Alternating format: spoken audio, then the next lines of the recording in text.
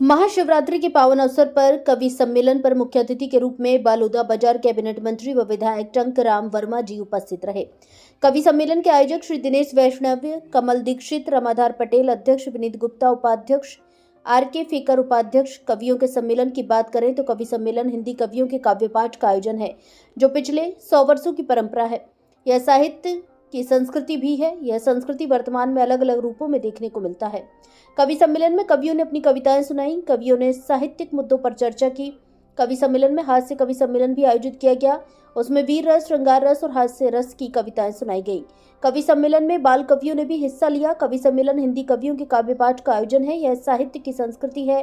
कवि सम्मेलन का आयोजन गार्डन चौक बलौदाबाजार में सार्वजनिक स्थलों पर किया।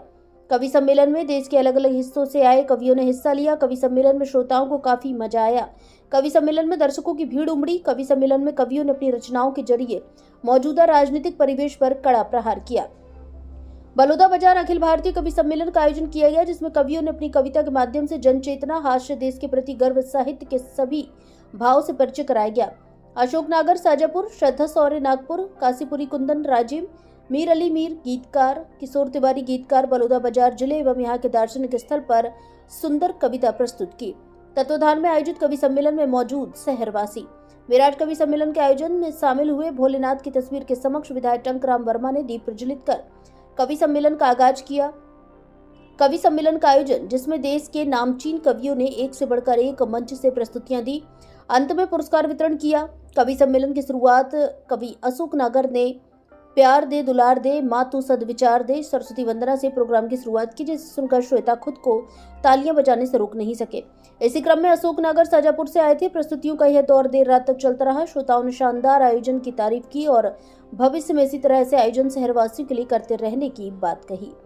भारत संवाद से आभास शर्मा की रिपोर्ट। वो माँ शारदा ने कच्छ दिया, सुर दिया, लय दी और ताल भी दी है। एक बार जोरदार तालियां बजाकर उनका स्वागत करें।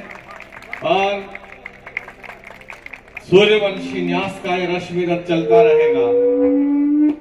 सूर्यवंशी ऐसे मंत्री जी, ऐसे श्रोता, ऐसे आदरणीय ठाकुर साहब, अधिवक्ता भूपेंद्र सिंह जी जैसे संयोजक 14 साल से लगातार बिना किसी गैप के ये कार्यक्रम करना, तो मैं आप सबके लिए इतना कहूंगा कि सूर्यवंशी न्यास का ये रश्मि रथ चलता रहेगा और पीढ़ियों के रक्त में इसका सुयश पलता रहेगा। और रीति रघुकुल की, जिसे शिव से विरासत, आज शिवरात्रि है, रीति रघुकुल की जिसे शिव से विरासत में मिली है, तो आंधियों में यह दिया जलता रहेगा। बहुत बहुत रेंदो ताली। आपको अकेले पे ही लोड आ गया सर, ये सब बजाए तो ही बजाना, नहीं तो कोई जरूरी नहीं है। सादा भी होता है बिना ताली का। कुछ पांव है जो चलते चलते रुक नहीं सकते। इन गुणी और बड़े कवियों के बीच में नन्हा कलम तो सीधे सीधे काव्य पाठ प्रारंभ करता हूँ। मुख्यतः मैं लड़कियों पे लिखता हूँ और बड़ी संख्या में आज मातृशक्ति बैठी है। मंच पे भी 2 मातृशक्ति बैठी है और ये है तब सृष्टि है और हम हैं।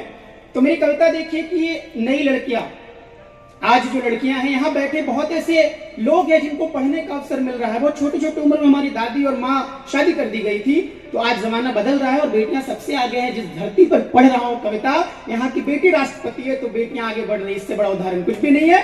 तो सीधे सीधे कविता देखिए कि कितना खुलकर हंसती है नई लड़कियां, कितना खुलकर हंसती है